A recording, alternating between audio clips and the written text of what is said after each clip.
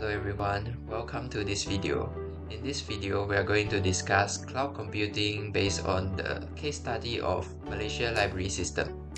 Let's get started with the background of the study.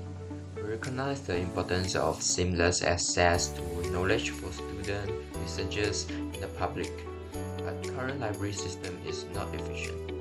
So enhance the access to educational resource will be our primary objective, and hence promote lifelong learning, academic research, and cultural preservation. And finally, we believe that we can create a digitally inclusive and knowledge-driven society. To achieve this, we aim to integrate National Library, State Library, and University Library in Malaysia into a unified digital ecosystem. We believe that cloud computing will be one of the best solutions for the system. So, what is cloud computing? Let's define cloud computing as a model for enabling convenient and on-demand network access to a shared pool of configurable computing resources. We will introduce the benefits of cloud computing, different cloud applications, and service providers in this video. Hello everyone, so now I'll be continuing on the benefits of cloud computing, as the first one we'll be discussing about is scalability. As cloud computing allows business to scale computing power and storage according to their needs, thus you can easily adjust your resources based on your demand. Next is flexibility, as cloud services offers a variety of setup options, allowing organizations to choose the configuration that best suits their operational need. Continuing is the collaboration is another major benefit thanks to cloud technology that enables seamless sharing and collaboration on documents. Thus, teams can work together in real time regardless of their geographical locations, so enhancing productivity and fostering innovation within the team. Following, we have a cost effectiveness with pay-as-you-go payment. Payment structure, business only pay for what they use, eliminating the need for investing in costly infrastructure. Finally, we have convenient access, as cloud computing ensures that end users can access the documents anywhere and anytime as long as they have internet connection. Thus, this flexibility allows support for remote work and ensures business continuity even during unforeseen circumstances such as COVID-19. So we are now continuing on the features of cloud computing that are applied with the 5 benefits that we just mentioned. The first one will be on-demand self-service, as this allows for provisioning and managing of resources without any human interference. This enables scalability and flexibility for businesses to dynamically adjust their resources to meet their changing demands instantly. Broad access networks are continued, as they allow users to access cloud services through the internet with no geographical constraints. This ensures convenient access to resources and enables seamless collaboration among team members. And lastly, we have measured service, which means customers are charged based on the amount of service that they use. This cost-effective approach saves business significant amount of investment, as they only need to pay for what they need. And this will be the end of my part. Thank you. Hi guys, I will now talk about the differences, issues, and aspects of 5 cloud applications: Microsoft SharePoint, Adobe Creative Cloud, Google Drive, Dropbox, and iCloud Drive. What are their primary users and who are their target audiences? Microsoft SharePoint is for enterprises to create collaborative website networks for storage.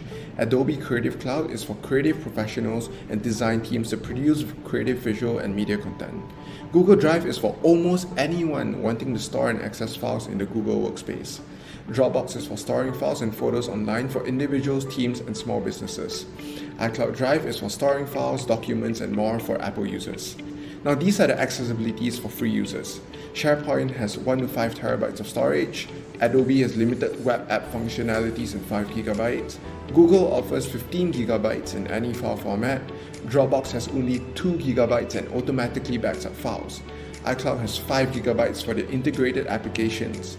And here are some examples of each of their respective integrated applications. Moving on to collaborations. SharePoint has real-time document collaboration. Adobe Creative Cloud has real-time design collaboration between users. Google Drive has real-time co-editing on Google Workspace applications. Dropbox can share files and comment on documents. iCloud can share files and integrate with other Apple devices.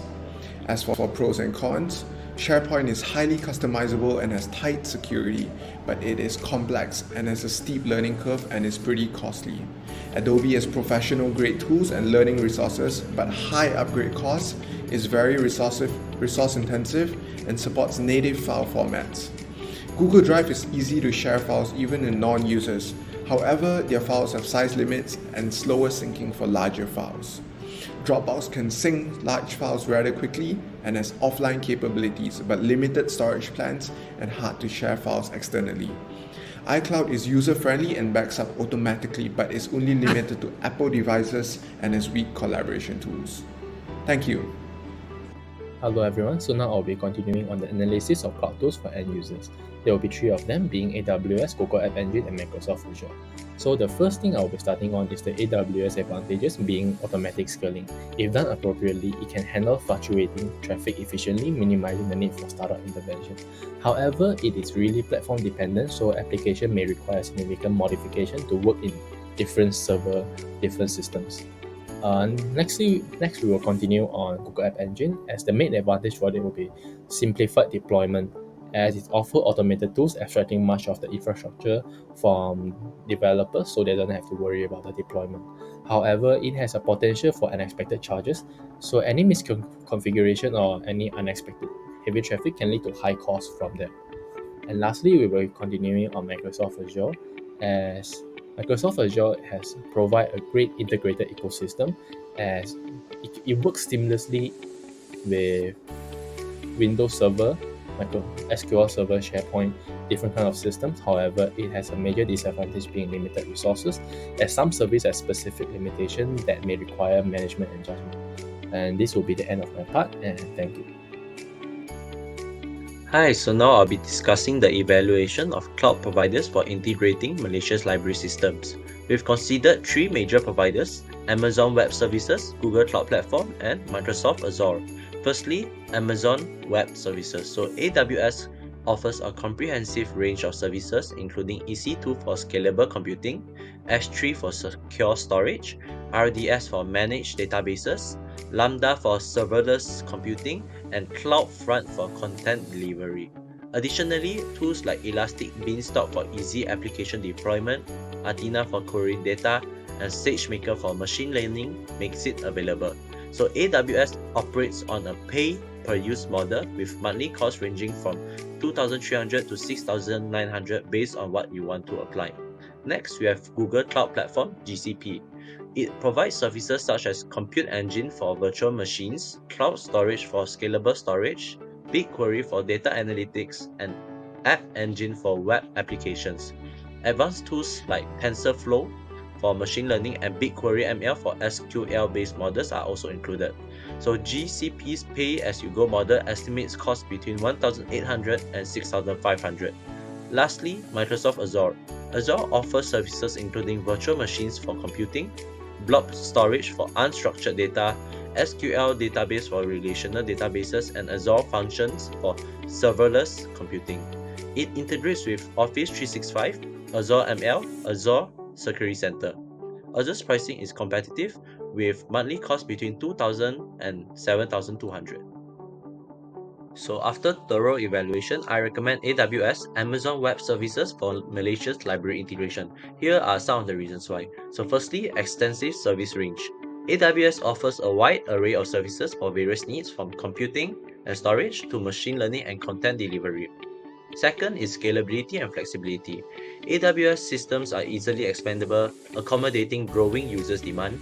Third is security and compliance. So AWS ensures a secure and compliant environment for the digital library. And lastly, cost management. So AWS provides tools for efficient cost analysis and management.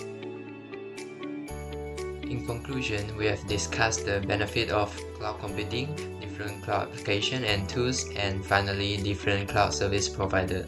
We believe that cloud computing is a suitable solution for integrating Malaysia library system. Thanks for watching this video, and don't forget to like and share and subscribe our YouTube channel.